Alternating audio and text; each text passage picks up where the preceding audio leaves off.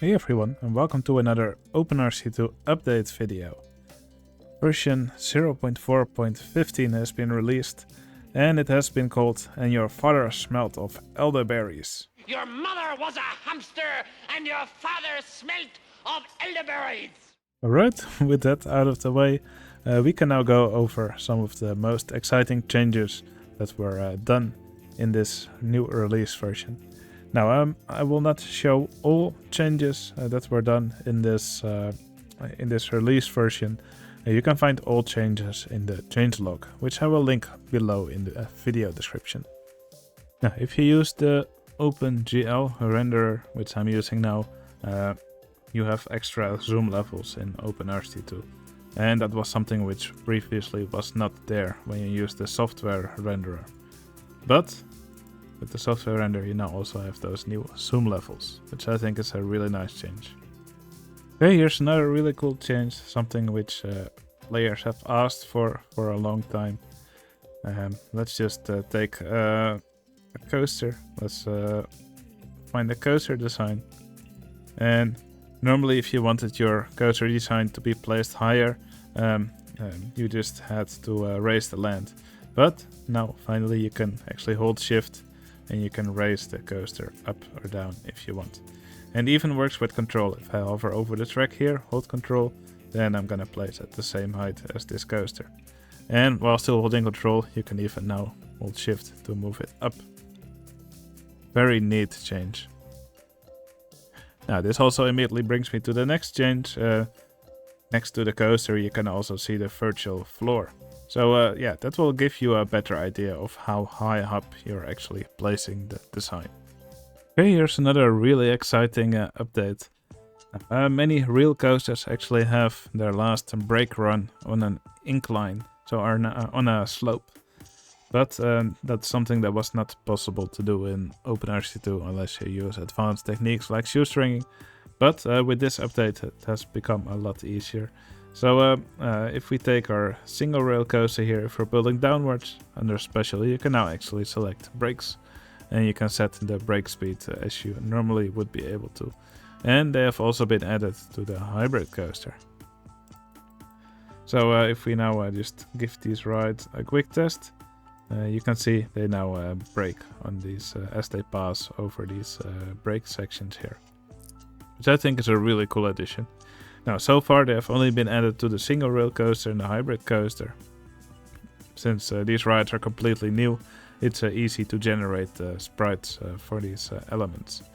Now, you can also have them on other ride types like the V&M Twister coaster, for example, but normally you cannot select them. So to do that, you have to go into cheats, select allow arbitrary ride type changes, and then we'll temporarily change it into a hybrid coaster.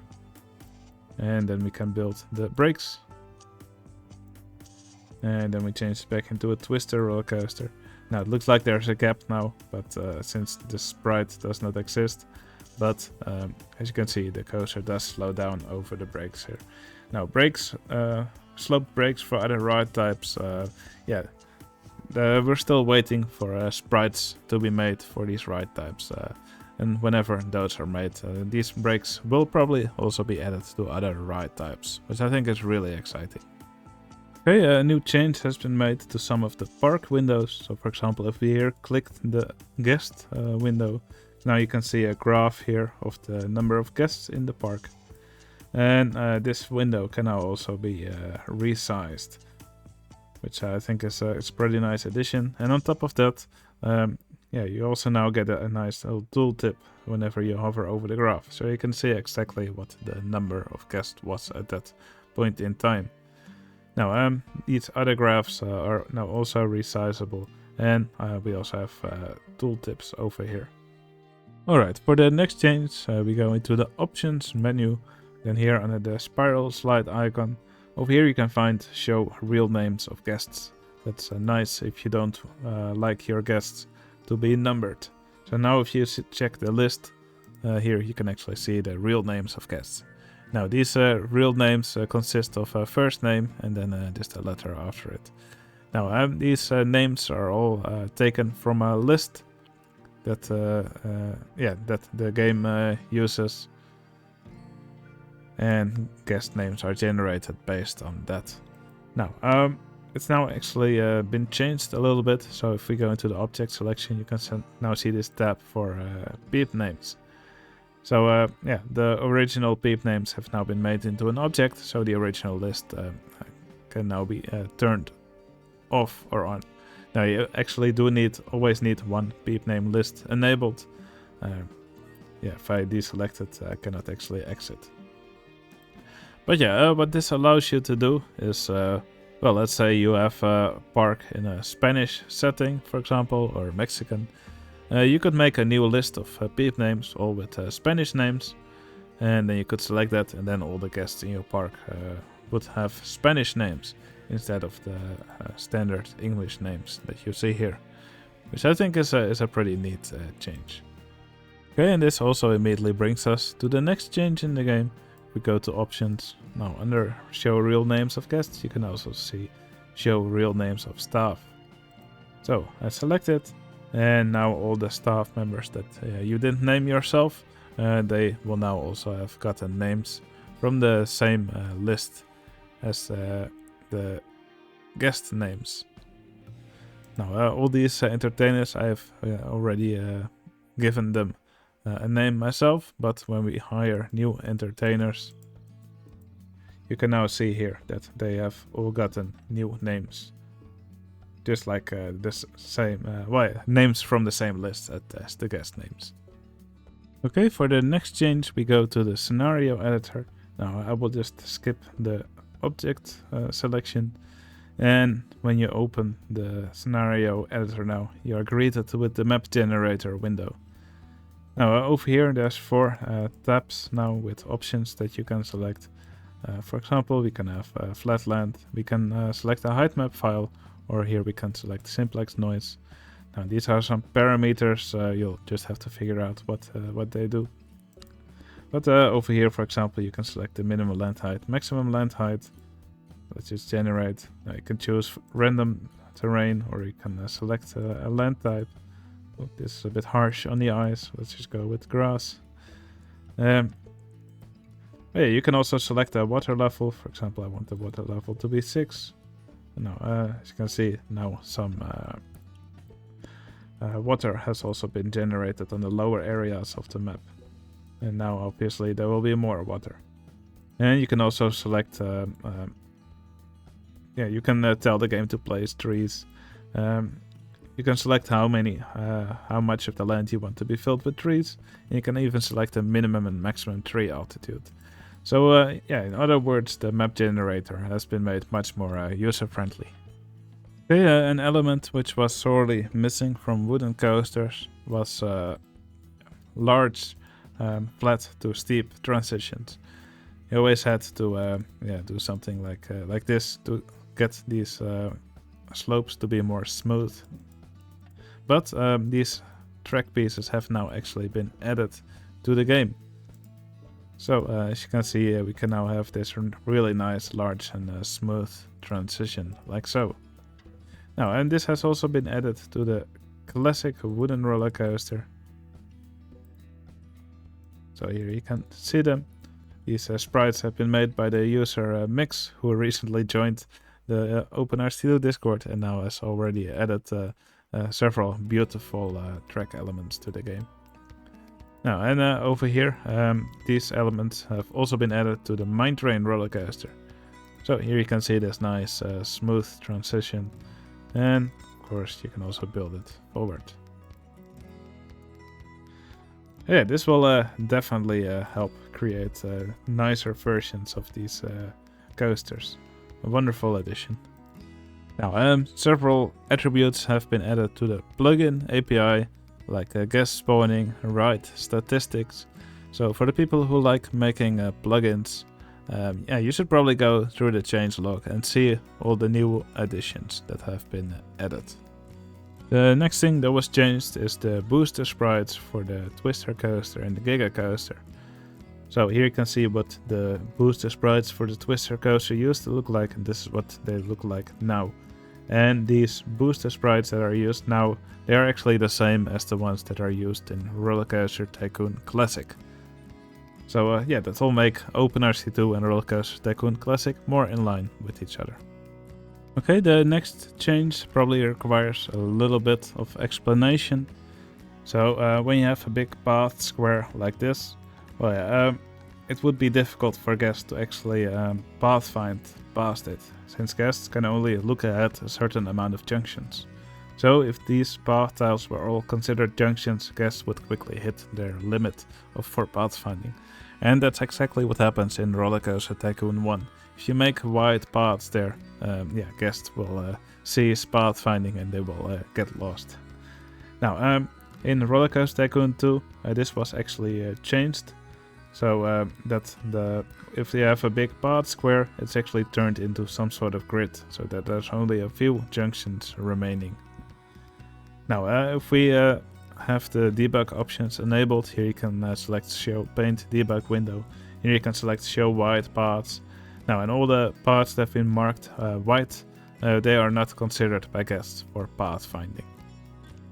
Now, what OpenRCT2 used to do is basically create a big white square, so guests would only use the edges of these path squares.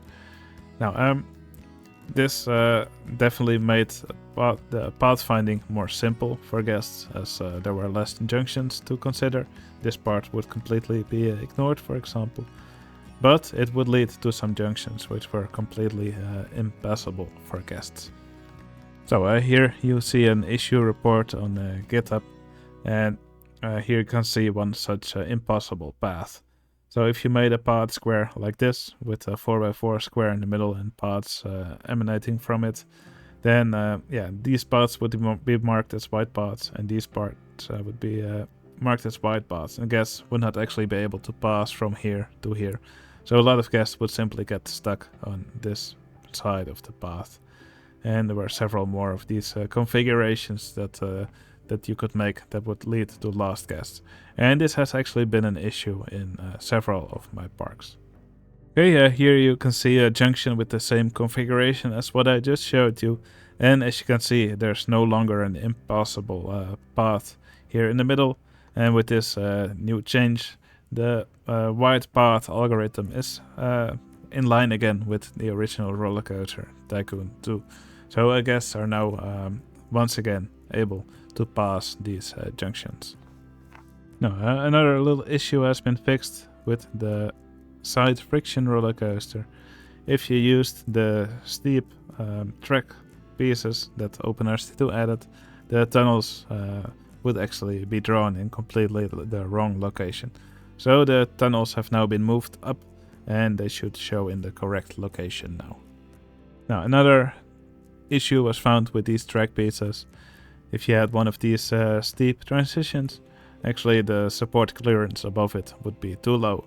So if you built another wooden track above it, the support would just clip through the area where the trains were supposed to go. So the support clearance above these track pieces has now also been fixed. When you're playing the game for a while and then you want to exit the game, there are several ways you can do that. You can, for example, load a new game. As you can see, a little dialog comes here how to ask if you want to save the game. You could, for example, quit to menu. The same thing happens. Or you could just exit OpenRCT2. But there's another option called New Game. And if you choose that one, yeah, you can just start playing a new scenario from the scenario window. However, if you did that, the little dialog didn't actually come up. So it could be possible that you actually forget to save your game. But if you now select New Game, you can see also the save dialog comes up. In many of the original scenarios, beautifully crafted as they are, sometimes you can find little mistakes. Like on the edges you can sometimes find missing water tiles, or you can find land owning rights or land buying rights that are not selected properly or missing in some places. Yeah, and as per usual in many of these releases, in some more scenarios these tiles have been fixed. In the changelog you can find the commit where these tiles have been fixed. So over there you can also find the scenarios that have been changed. Okay, and there was one more change which annoyed quite a few people. And that's when you loaded the game, often everything would be invisible.